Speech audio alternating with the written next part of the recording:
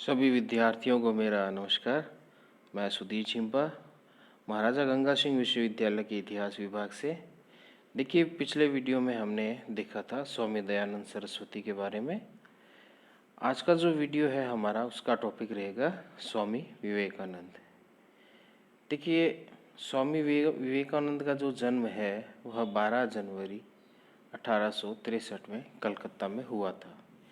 देखिए, दयानंद सरस्वती का जन्म 12 फरवरी को हुआ था 1824 में, और उन्होंने दयानंद सरस्वती ने पाखंड खंडिनी जो पताका है वह फहराई थी 1863 में।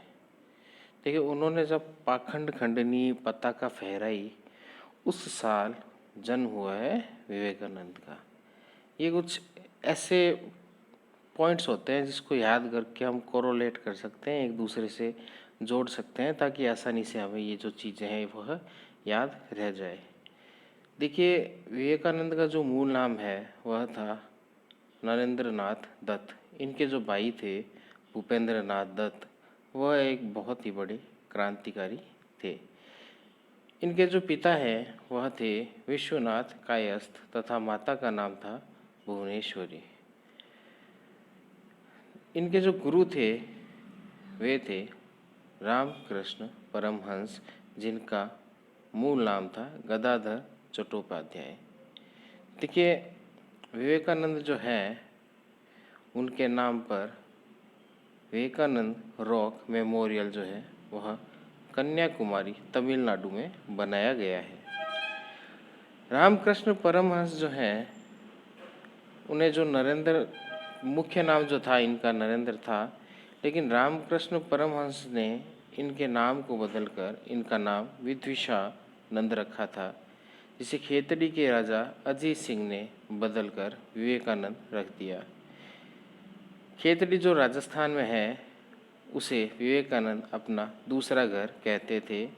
देखिए, खेतड़ी के अंदर एक नर्तकी थी जिसका नाम था मैनाबाई। उन्होंने इनसे मिलने की इच्छा प्रकट की थी, लेकिन विवेकानंद ने नर्तकी होने के कारण उसे मिलने से मना कर दिया था।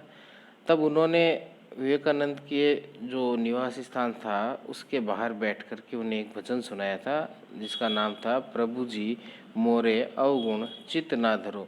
यानी वह कहना चाहती है कि हे मनुष्य, आप जो हैं वह मेरे अवगुणों को क्यों अपने मन में बसा के रख रहे हैं।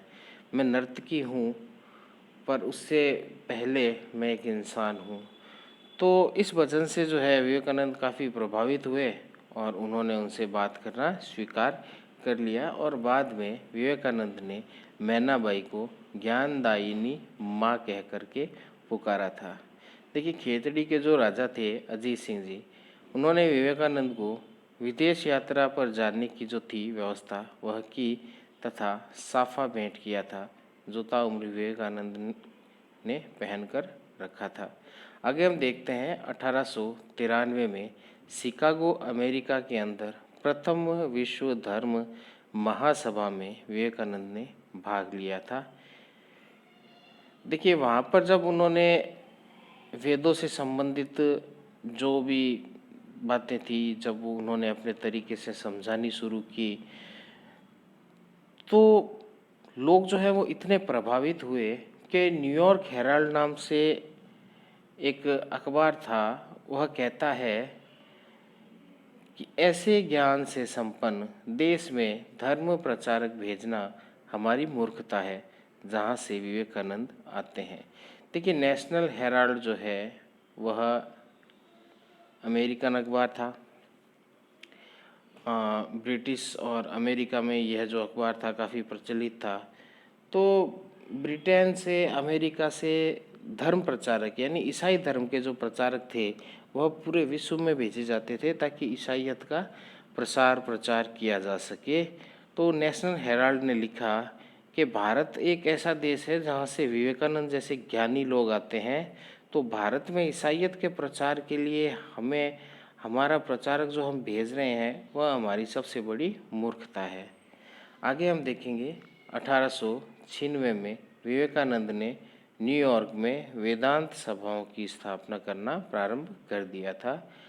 1896 में ही रामकृष्ण मिशन की स्थापना की, जिसका ध्येय वाक्य था आत्मनो मोक्षार्थ जगत हिताय च।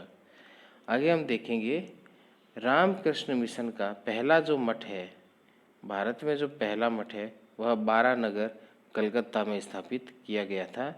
बाद में वेलूर कलकत्ता मठ की स्थापना हुई तथा एक अन्य मठ जो है जिसे हम मायावती कहते हैं, यह अल्मोड़ा उत्तराखंड में है। देखिए 3 जो मठ है वह मुख्य रूप से हमें याद रखने हैं। पहला जो है वह है बारानगर का, जो सबसे पहले स्थापित किया गया। उसके बाद वेलूर कलकत्ता में मठ की स्थापना हुई तथा एक अन्य मठ है जिसका नाम है मायावती, जो अल्मोड़ा उत्तराखंड में स्थित है। आगे हम देखेंगे रामकृष्ण मिशन की शाखा राजस्थान में खेतड़ी झुंझुनू में स्थापित की गई है।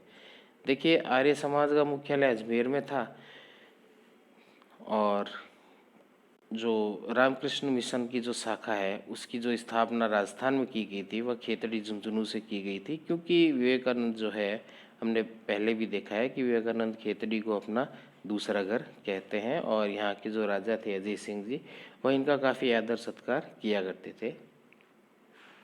तो रामकृष्ण मिशन की जो शाखा राजस्थान में है वो खेतड़ी झुंझुनू में स्थापित की गई थी।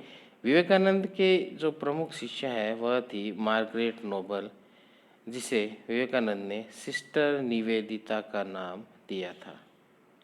विवेकानंद की प्रमुख शिष्या मार्गरेट नोबल थी, जिसे विवेकानंद ने सिस्टर निवेदिता का नाम दिया था।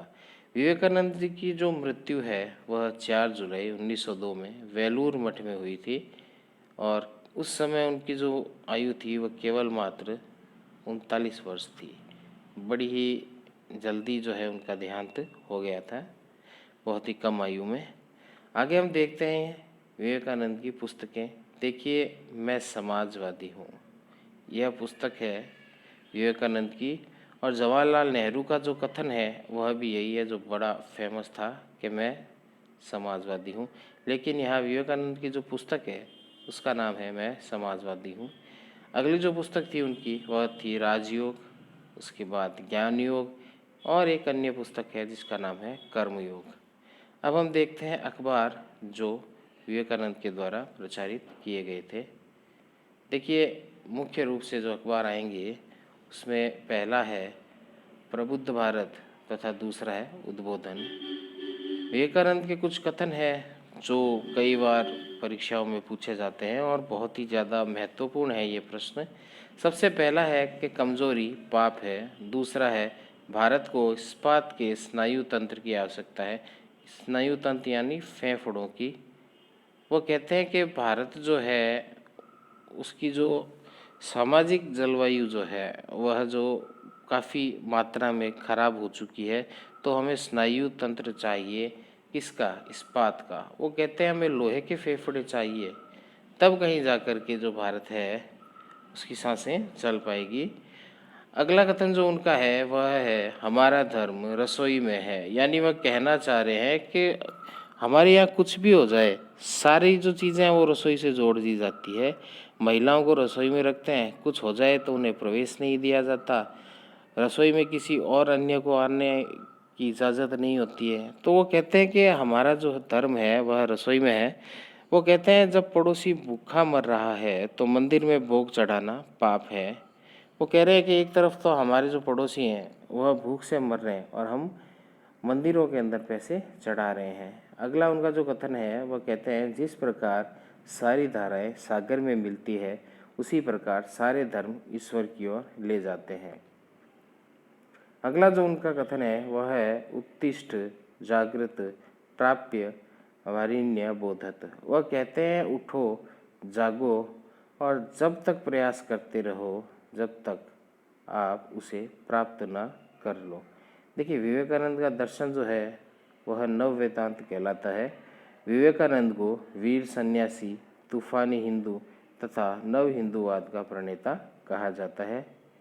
विवेकानंद को सुभाष चंद्र बोस ने राष्ट्रीय आंदोलन का आध्यात्मिक पिता कहा था।